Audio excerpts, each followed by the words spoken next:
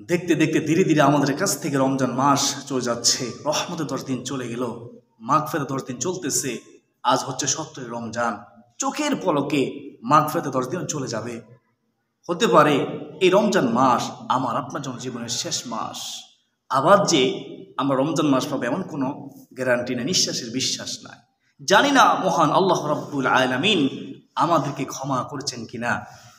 রাসূলুল্লাহ সাল্লাল্লাহু আলাইহি ওয়াসাল্লাম বলেছেন, সবচেয়ে হতভাগা কপাল পোড়া ওই ব্যক্তি যে রমজান মাস পেয়েও নিজের গুনাহকে ক্ষমা করতে পারলো না। নাউযুবিল্লাহি মিন যালিক। আল্লাহ তুমি আমাদেরকে মাফ করে দাও, আল্লাহ তুমি আমাদেরকে ক্ষমা করে দাও, আল্লাহ তুমি আমাদেরকে তোমার খাঁটি গোলাম বান্দা হিসেবে কবুল করো, তোমার বন্ধুর আশিক উম্মত হিসেবে কবুল করো। সকলে বলুন আল্লাহুম্মা আমিন। প্রতিদিন মুসলমান ভাই বোনেরা, আজকে আমি গুনাহগার আপনাদেরকে এমন 2 রাকাত নামাজের কথা বলে দেব। আমি গুনাহগার যে নিয়ম বলবো সেই নিয়ম যদি পড়তে পারেন, ইনশাআল্লাহ আপনার জীবনের সমস্ত গুনাহ মাফ হয়ে যাবে। রাসূলুল্লাহ সাল্লাল্লাহু আলাইহি ওয়াসাল্লাম বলেছেন, যদি কেউ উত্তম সুযোগ করে এইভাবে এই নিয়মে 2 রাকাত নামাজ পড়ে, তার চোখের গুনাহ, জবানের গুনাহ, হাতের গুনাহ, পায়ের গুনাহ, সগীরা কবিরা, শিরকি, বেদাতি, জেনা, ব্যভিচার সমস্ত গুনাহ আল্লাহ তাআলা মাফ করে দিবেন। সুবর্ণ সুযোগ হাতছাড়া করবেন না। আজকে নিয়ত করুন যে আজকেই আমি এই 2 রাকাত নামাজ পড়ব। প্রতিদিন মুসলমান ভাই বোনেরা, আপনারা কিভাবে এই 2 রাকাত নামাজ পড়বেন, কিভাবে নিয়ত করবেন, নির্দিষ্ট কোনো সূরা আছে কিনা, কিভাবে রুকু দিবেন, কিভাবে সিজদা দিবেন, কিভাবে সিজদায় দোয়া করবেন, এবং এই 2 রাকাত নামাজ পড়ার পরে আপনারা কোন দোয়াটি পড়বেন, আমি গুনাহগার সম্পূর্ণ নিয়মকানুন বলে দেব। ধৈর্য সহকারে আপনারা শেষ পর্যন্ত দেখতে থাকুন। আশা করা যায় যারা দেখবেন শেষ পর্যন্ত তারা খুব সহজেই এই 2 রাকাত নামাজ পড়ার নিয়ম জানতে পারবেন। আর এই পবিত্র রমজান মাসে শেষের দিকে আজকেই আপনি নিয়ত করুন যে আমি প্রতিদিন 2 রাকাত করে এই নফল নামাজ পড়ব ইনশাআল্লাহ।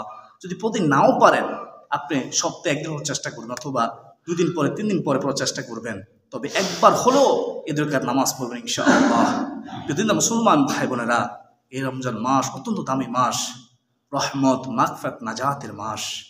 এই রমজান মাসে একটি নফল ইবাদত করলে আল্লাহ রাব্বুল আলামিন ফরজ আদায় করার সওয়াব দান করেন। সুবহানাল্লাহি ওয়া বিহামদিহি সুবহানাল্লাহিল আযীম।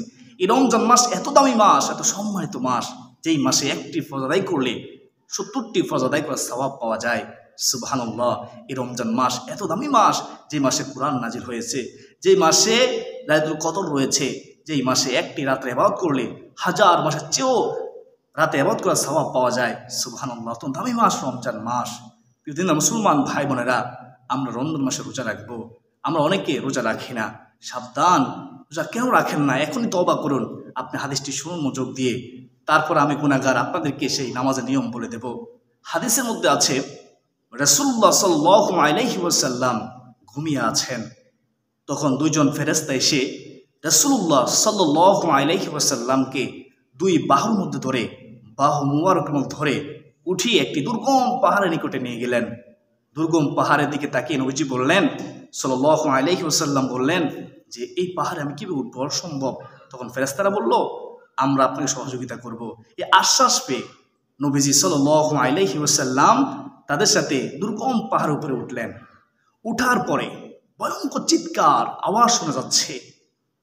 তখন রাসূলুল্লাহ সাল্লাল্লাহু আলাইহি ওয়াসাল্লাম বললেন, এরা কারা যারা এই চিৎকার করতেছে?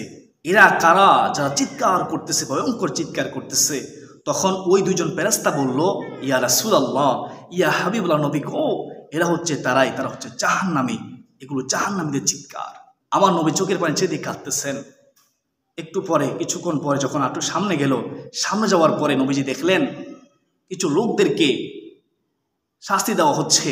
তাদের পা উপরে দিকে বেঁধে ঝুলিয়ে রাখা হচ্ছে এবং তাদের গাল চিরে ফেলা হচ্ছে। গাল দিয়ে বেবে রক্ত বেরাচ্ছে। আমার নবীজি দেখে চোখের পানি ছেড়ে দিলেন। দেখলেন তারা চিৎকার করতেছে, ভয়ঙ্কর কষ্ট পেয়ে তারা চিৎকার করতেছে, কেউ সহযোগিতা করতেছে না। তখন রাসূলুল্লাহ সাল্লাল্লাহু আলাইহি ওয়াসাল্লাম জিজ্ঞাসা করলেন, এরা কারা যাদেরকে 2 পায়ে বেঁধে লটকিয়ে রাখা হচ্ছে, যাদের গাল ছিঁড়া হচ্ছে, গাল দিয়ে বেবে রক্ত বাড়াচ্ছে, চিৎকার করতেছে, এরা কারা? তখন ওই ফেরেশতারা বলল, ইয়া রাসূলুল্লাহ, ইয়া হাবিবুল্লাহ, নবী গো, এরা হচ্ছে তারাই যারা ইফতার হওয়ার আগেই, ইফতার সময় হওয়ার আগে ইফতার করে ফেলছে, অর্থাৎ রোজা ভেঙে ফেলেছে।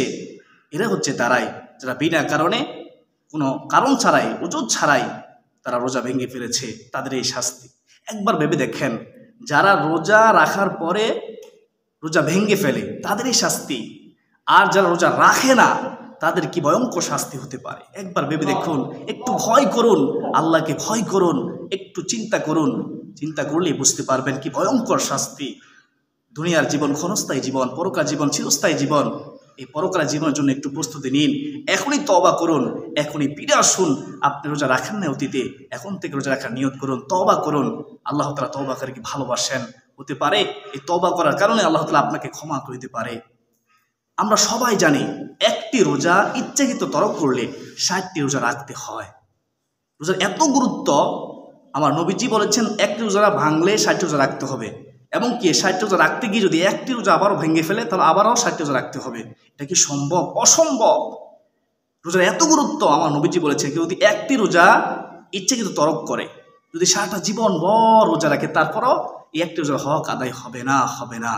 তো যারা রোজা ভাঙতেছেন, রোজা রাখতেছেন না, আপনাদের পায়ে ধরে বলবো এখনো সময় আছে, তওবা করুন, রোজা রাখুন, আল্লাহকে সন্তুষ্টি করুন, জাহান্নাম থেকে বাঁচুন, এই ভয়ঙ্কর শাস্তি থেকে বাঁচুন। আল্লাহ তাআলা যারা রোজা রাখে না তাদেরকে রোজা রাখার তৌফিক দান করুন। সকলে বলি আল্লাহুম্মা আমিন।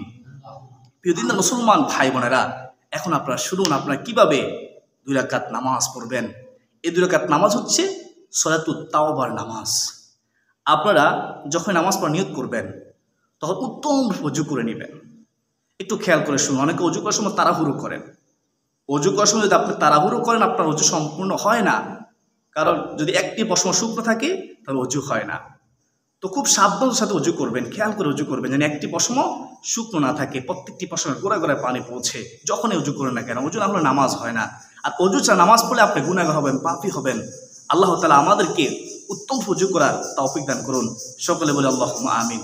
তো উত্তম ওযু করার পরে আপনারা 2 রাকাত সূরাতুত তাওবা নামাজ পড়ে নেবেন। এই নামাজ আপনি যখন পড়বেন, যখন জায়নামাজে দাঁড়াবেন, তখন ইন্নী ওয়াজ্জাহতু ওয়াজহিয়া লিল্লাযী ফাতারাস সামাওয়াতি ওয়াল আরদা হানিফা ওয়া মা আনা মিনাল মুশরিকিন পড়বেন। তারপর নিয়ত করবেন এভাবে, আমি আল্লাহ তাআলাকে সন্তুষ্টি করার জন্য 2 রাকাত তাওবার নামাজ পড়ার নিয়ত করলাম। আল্লাহু আকবার। এভাবে নিয়ত করে নেবেন। আরবিতে নিয়ত করতে হবে এমন বাধ্যবাধকতা নেই, আপনি সহজে, আমি আবার বলতেছি, এভাবে নিয়ত করবেন, আমি আল্লাহ তাআলাকে সন্তুষ্টি করার জন্য 2 রাকাত তাওবার নামাজ পড়ার নিয়ত করলাম। এভাবে সহজে নিয়ত করে নেবেন। এভাবে নিয়ত করে আপনার 2 রাকাত তাওবা নামাজ আদায় করে নেবেন। নির্দিষ্ট কোনো সূরা নেই, নির্দিষ্ট কোনো সূরা নেই, আপনি যে কোনো সূরা দিয়ে এই 2 রাকাত তাওবা নামাজ পড়তে পারেন। আপনি সূরা ফাতিহার সাথে সূরা ইখলাস 3 বার করে পড়তে পারেন, অথবা যে কোনো সূরা পড়তে পারেন। প্রিয় দিনদার মুসলমান ভাই বোনেরা, যখন রুকু দিবেন সঠিকভাবে রুকু তাসবিহ পড়বেন। সুবহানা রাব্বিয়াল আযীম কমপক্ষে 3 বার পড়তে হয়, আপনি 5 অথবা 7 বার পড়বেন। যখন রুকু থেকে উঠবেন সোজা হয়ে দাঁড়াবেন, অবশ্যই সোজা হয়ে দাঁড়াবেন, ওয়াজিব। ইচ্ছেকে তরক করলে আপনি জানেন, অথচ আপনি অলসতা করেন, নামাজ হবে না, নামাজ বাতিল হয়ে যায়। তো অবশ্যই ওয়াজিবতে যত্নবান হবেন। যখন 2 সিজদার মাঝখানে আপনি বসবেন, সোজা হয়ে বসবেন। অনেকে 2 সিজদার মাঝখানে সোজা বসে না, ওয়াজিব তরক করে, যার কারণে নামাজ হয় না, আল্লাহ খুশি হয় না। তো 2 সিজদার মাঝখানে অবশ্যই সোজা হয়ে বসবেন। বসে একটি দোয়া আছে, দোয়াটি পারলে পড়বেন, আল্লাহুম্মা গফিরলি ওয়ারহামনি ওয়াহদিনি ওয়াজবুরনি ওয়াআফিনি ওয়ারযুকনি ওয়ারফা'নি। এই দোয়াটি পড়বেন যদি পারেন, না পারলে কোনো সমস্যা নেই, তবে 2 সিজদার মাঝখানে সোজা হয়ে বসতেই হবে। তারপর আপনি এভাবে সিজদা দিবেন। বিভিন্ন মুসলমান ভাই বোনেরা, অনেকে সিজদা থেকে যখন উঠার নিয়ম জানেন না। সিজদা যখন আপনি উঠবেন তখন আপনার প্রথমত কপাল উঠবে, তারপর নাক উঠবে, তারপর আপনি হাত উঠাবেন, ঠিক আছে? আর যখন সিজদা যাবেন, সিজদা যাওয়ার একটা নিয়ম আছে, সেটা হচ্ছে আপনি যখন আল্লাহু আকবার বলে সিজদা যাবেন, প্রথম আপনার হাঁটু পড়বে, তারপর সিজদার হাত রাখবেন, তারপরে নাক, তারপরে কপাল। অনেকে সিজদার মধ্যে চোখ বন্ধ করে রাখে, সিজদার মধ্যে চোখ বন্ধ রাখবেন না, চোখ খোলা রাখবেন। চোখ খোলা রেখে সিজদা তাসবিহগুলো পড়বেন। পৃথিবীর মুসলমান ভাই বোনেরা, সিজদা তাসবিহ কমপক্ষে 3 বার অথবা 5 অথবা 7 বার পড়ার পরে আপনি সিজদার মধ্যে দোয়া করবেন। এই তওবা দোয়াটি পড়বেন। একবার পড়লে হবে, অথবা 3 বার পড়বেন, অথবা আপনি যদি ইচ্ছা পড়তে পারেন, নিজের ভাষায় দোয়া করতে পারেন। সিজদা অবশ্যই দোয়া করবেন, সিজদা দোয়া করলে দোয়া কবুল হয়। আস্তাগফিরুল্লাহাল্লাযী লা ইলাহা ইল্লা হুয়াল হাইয়ুল কাইয়্যুম ওয়া আতুবু ইলাইহি। কমপক্ষে 3 বার পড়বেন, চাইলে আপনি বেশিও পড়তে পারেন। আস্তাগফিরুল্লাহাল্লাযী লা ইলাহা ইল্লা হুয়াল হাইয়ুল কাইয়্যুম ওয়া আতুবু ইলাইহি। আমার নবীজি সাল্লাল্লাহু আলাইহি ওয়াসাল্লাম হাদিসের মধ্যে আমাদেরকে সুসংবাদ দিয়েছেন এই দোয়াটি সম্পর্কে। আমার নবীজি বলেছেন এই দোয়াটি যদি কেউ একবার পড়ে তার জীবনের সমস্ত গুনাহ মাফ হয়ে যায়, যদিও সে যুদ্ধের ময়দান থেকে পালানো করে থাকে, সুবহানাল্লাহ, তার কোনো গুনাহ থাকে না। অত্যন্ত দামি একটি দোয়া, আস্তাগফিরুল্লাহাল্লাযী লা ইলাহা ইল্লা হুয়াল হাইয়ুল কাইয়্যুম ওয়া আতুবু ইলাইহি। আশা করি বুঝতে পেরেছেন সেজদায় কেউ দোয়া করতে হবে। আপনি নিজের বাসায় দোয়া করতে পারেন, আল্লাহর কাছে ক্ষমা চাইবেন সেজদার মধ্যে। যদি না মুসলমান ভাই বোনেরা, তো আপনারা এইভাবে 2 রাকাত সূরাতুত তাওবা নামাজ পড়বেন। নামাজ যখন পড়বেন খুশুখুশুর সাথে পড়বেন, লিল্লাহি, আল্লাহর জন্য পড়বেন, তাড়াহুড়ো করবেন না, তাড়াহুড়ো করবেন না। ওয়াজিব পালন করার চেষ্টা করবেন, শুদ্ধ করে নামাজ পড়ার চেষ্টা করবেন, খুশুখুশুর সাথে নামাজ পড়ার চেষ্টা করবেন ইনশাআল্লাহ। বিভিন্ন মুসলমান ভাই বোনেরা, এবার 2 রাকাত তাওবা নামাজ পড়ার পরে আপনারা দুরূদ শরীফ সাল্লাল্লাহু আলাইহি ওয়াসাল্লাম, এই ছোট্ট দুরূদ শরীফটি আপনারা 100 বার পড়বেন, অথবা যত বেশি ততবার পড়তে পারেন। তারপরে সাইদুল ইস্তিগফার এটি একবার পড়বেন। অনেকে সাইদুল ইস্তিগফার পারেন, আবার অনেকে পারেন না, অনেকে মুখস্থ হয় না।